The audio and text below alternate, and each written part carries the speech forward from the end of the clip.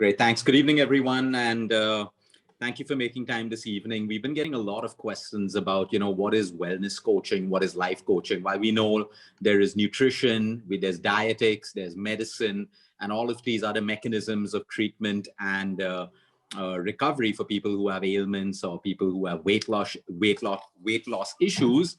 A general question that people keep asking me is, Luke, we do diet after diet, we get results and we go back to square one. We have patients who say we keep taking medicines, the symptoms disappear, but they keep coming back over and over again. We have people who make small changes in their exercise program. While they're doing it, they get results. They stop, they don't get results. So people said, why? What is this problem? Do we need better diets? Do we need more diets? Do we need more exercise? Do we need to meditate and chant more? Do we need to sleep more hours? Well, all of those answers are wrong, wrong, wrong, and wrong. What we need to understand is the world is already full of diets and exercise programs and meditation classes and everything that exists around us. We all know what we must do to maintain good health. Of course, sometimes we have a disease or a complication. We need the help of experts to help us through that. But other than that, we all know what's happening. So what is the problem? It comes down to one thing: you and me, human behavior. Why aren't we able to stick to a regime? Why aren't we able to stay motivated to continue working out? Is it because it's not important to us? For some people who do it is very important for us and they don't need to be motivated. Okay, why do we have to force ourselves to try to sleep well when we know that sleep deprivation is connected with every possible disease out there? In a world that is getting more complicated with more comfort, and we have so much more than previous generations, but yet we're unhappier. The suicide rates are at the highest, teenage depression, drug usage, alcoholism, all these vices. Why, when we have so much more? And that is exactly where wellness life coaching comes in.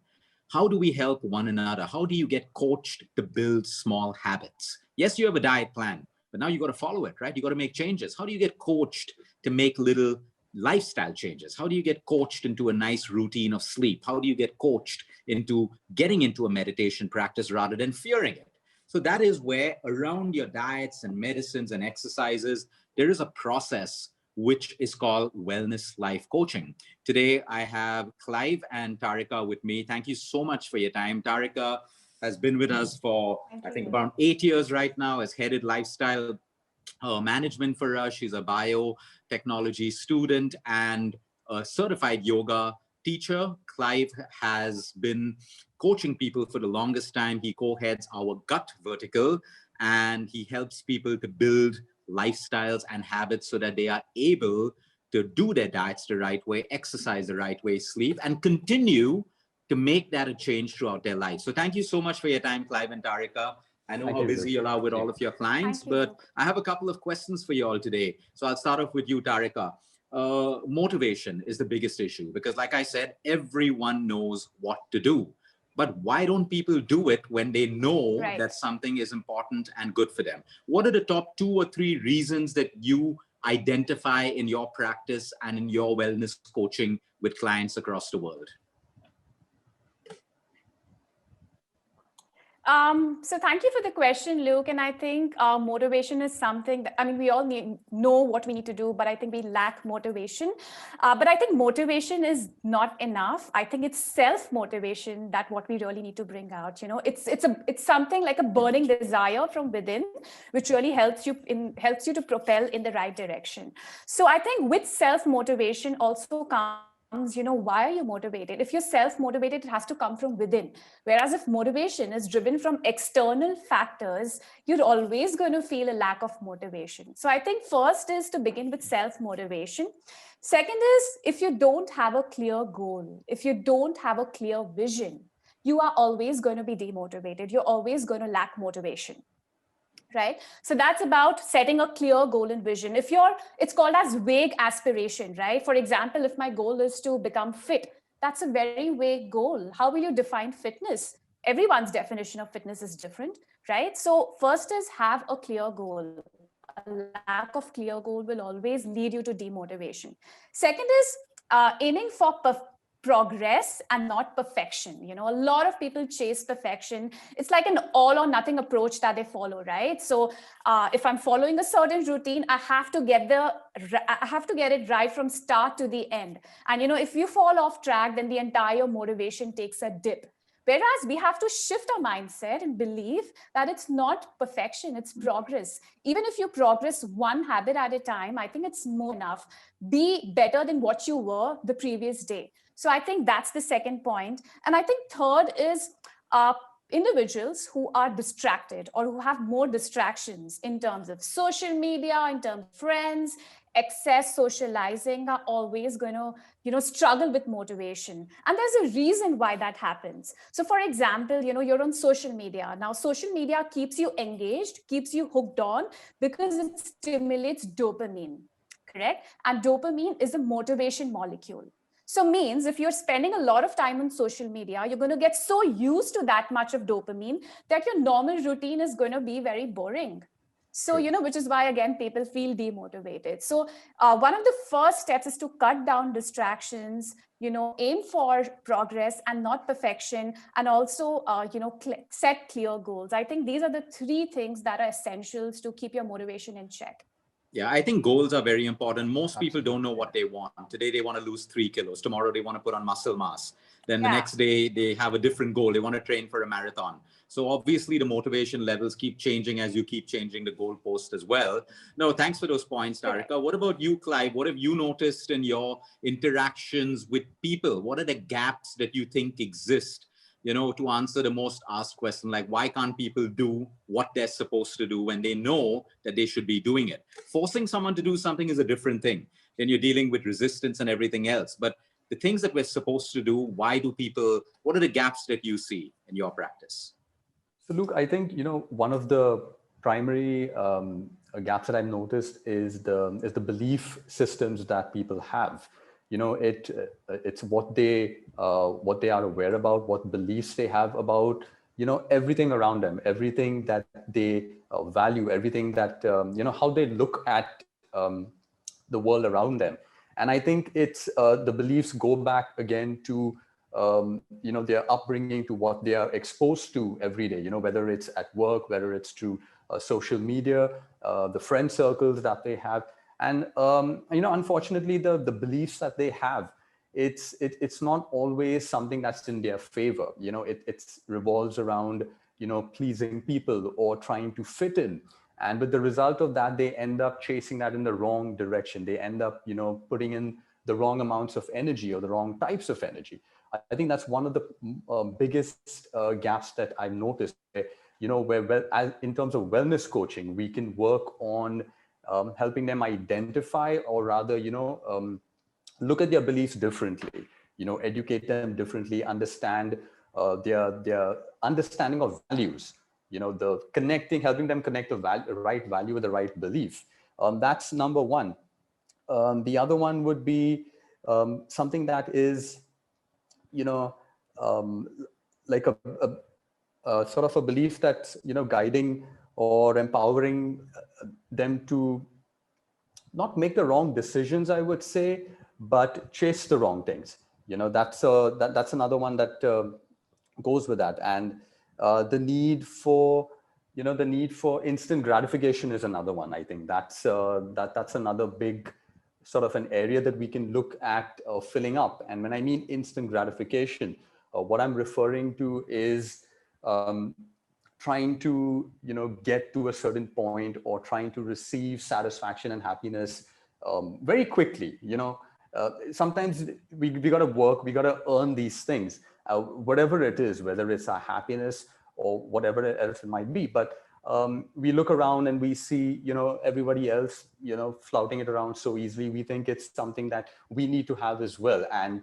if that is the case, we need to receive it really fast. If not, you know, something's wrong with us. And then we start looking in the wrong directions again, trying to get it in the quickest manner possible. And along with that, you know, comes in, you know, various lifestyle habits, you know, the wrong ones. And unfortunately, those become habits.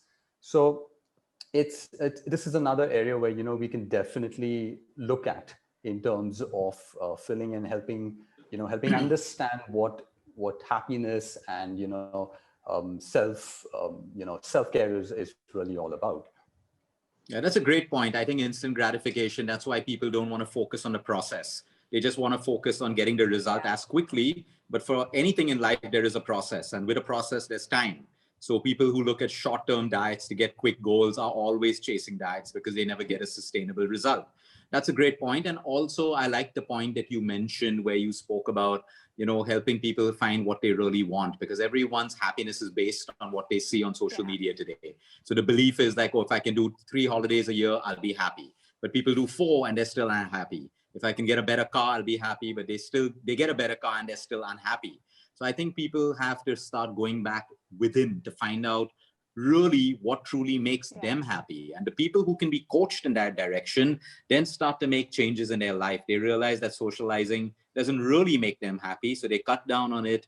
They can use that time to personally grow, evolve, more time for sleep, exercise, because everyone is just herd mentality right now, doing what everyone else is doing. So that is the requirement for people to be coached as a unique individual. So that's great. I want to talk about, because I want to add one more point, Luke. I think having a strong why behind your goal is very important, because a lot of people want to get fit, but why do you want to get fit at the end of the day? Why do you want to improve your health? Maybe you want to play with your kids when you grow up. Maybe you want to, handle your entire family. Maybe you want to play with your grandchildren. So I think having a strong why behind your goal is also going to be a serious driving factor for your motivation. Absolutely. That brings me to the next point. If we don't have the why, then that's why people can't stay disciplined. See, at the end of the day, we're in the world of integrative medicine. There is diet, there is yoga, there is exercise, sleep, medicine, all of those things. But we know all of this is useless if one cannot be disciplined. Correct. Whatever you say, it's non-debatable. If you are not disciplined, that's the difference between achievers, people who meet their goals. The only difference is they are disciplined and they're consistent with what they do, with their habits, their lifestyles, their routines, what they're trying to achieve. So, Tarika, what are 1 or 2 points that you have that you use in your coaching methods to help people cultivate an attitude of discipline and consistency? So I think, Luke, with discipline, I think first is rules. Create rules for your own self.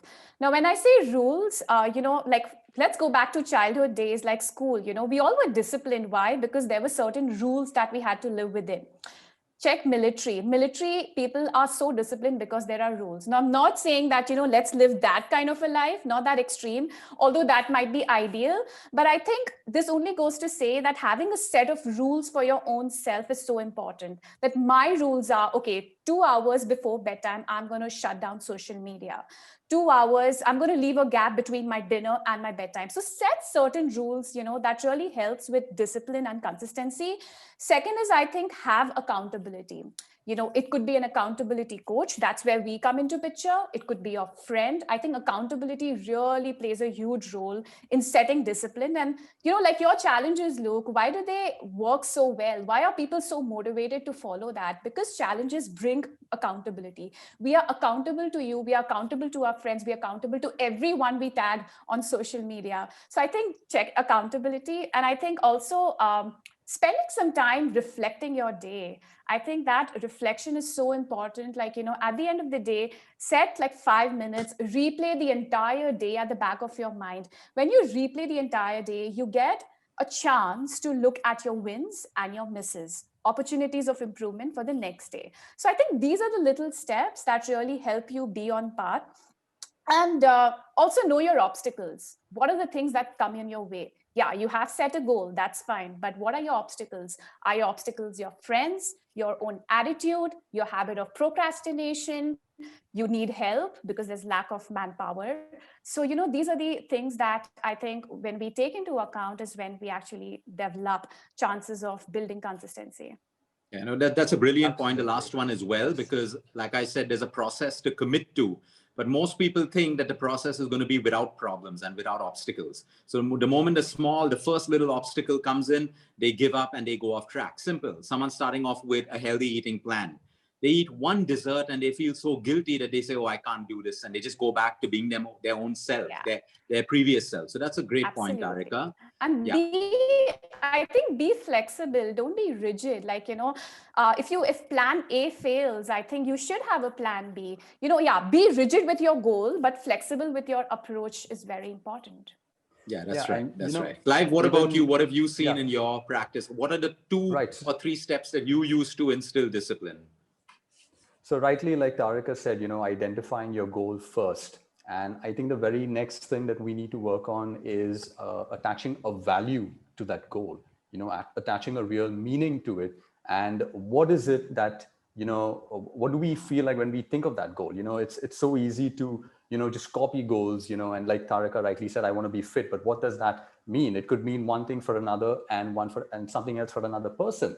And I think once we attach a certain value to that, then, we got to look inwards as well, look at our self-worth. And, that's where sort of self-accountability comes into the picture as well, because then we are very prone to, getting sidelined with what others think of our worth. So I think that's a very crucial role or sort of a point to remember, attaching a value to our goals, and then what is our self-worth all about? And then finally, another thing that we got to look out for are the temptations. So there's temptations all around us. If it's regarding health, if it's regarding fitness, our late nights have to cut down, our intake of, alcohol, the right amounts of food. And it's not just about health, even if it's other goals that we're trying to achieve, whether it's the right amount, the right circle of people that we are mixing with.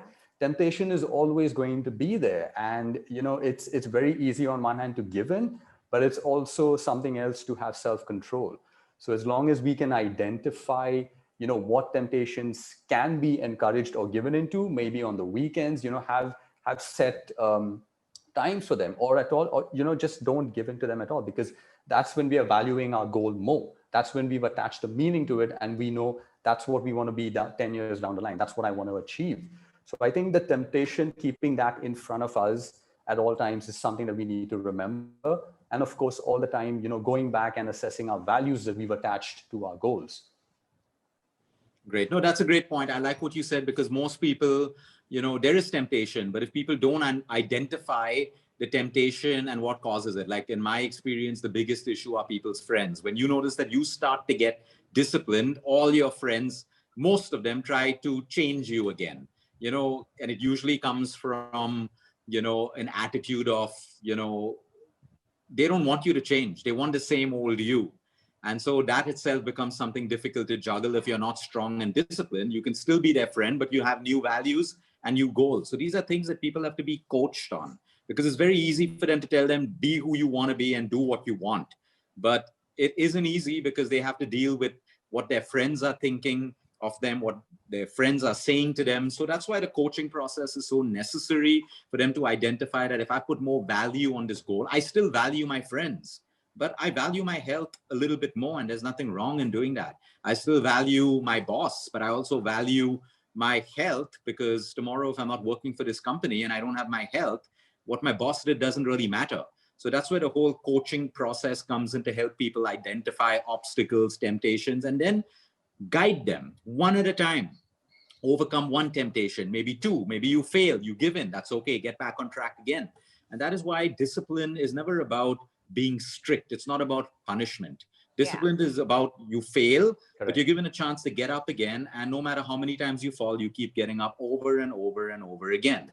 Every success story that you see in the world, everyone who has achieved something has failed, has gone through the worst phases of their life, but they're successful because they chose to pick themselves up over and over again, or they had a coach or a mentor, like be it basketball, football, who was able to handhold them and pick them up from rock bottom. So I think, it revolves finally around this, because like I said, there are enough of diets. Everyone knows they shouldn't smoke. Everyone knows binge drinking is bad. Knowledge is tremendous, but the ability to do it, action, is the most difficult thing. So I think that's where wellness coaching comes in. And thank you for helping so many of our patients around the world, in our own country, helping them build lifestyles, because it's not about what's written on a paper, what fruits you should eat, what nuts you should eat. It's also about how you should live your life at some point. And of course, coaching them towards looking after their emotional health. There are enough of people telling you that you should meditate. Okay, but if you're finding it difficult to meditate, is there a different way that you can build peace or clarity in your mind? There are 10 other ways other than meditation to build peace in your life. It's not that, otherwise everyone meditating would be way more evolved than people who are not, but they're not. There are people meditating and still struggling and unhappy and sad. So everyone's different and unique. We need to find out through a coaching process that individuality or uniqueness in each person and help them to customize a way of life around them. Have you ever figured out why self-help books don't work completely? They excite everyone. I love self-help books. You read something and you feel so good, but it's based on one person's opinion. It may not relate to you. If it relates to you, great, go ahead and do it. But you may find one point in an entire self-help book, and that creates all the value in your life. But you have to practice it. You got to put it into action. So no, thank you for making time for this call today and sharing with all of us, because a lot of people are confused about discipline. Everyone thinks discipline is strict, punishment, all of that stuff. But no, you can be coached into discipline. Every football star, basketball, they haven't been beaten up into success. They've been coached into success. And that's why coaching is so important. So continue the great work both of you are doing, and everyone have a great evening and a great weekend.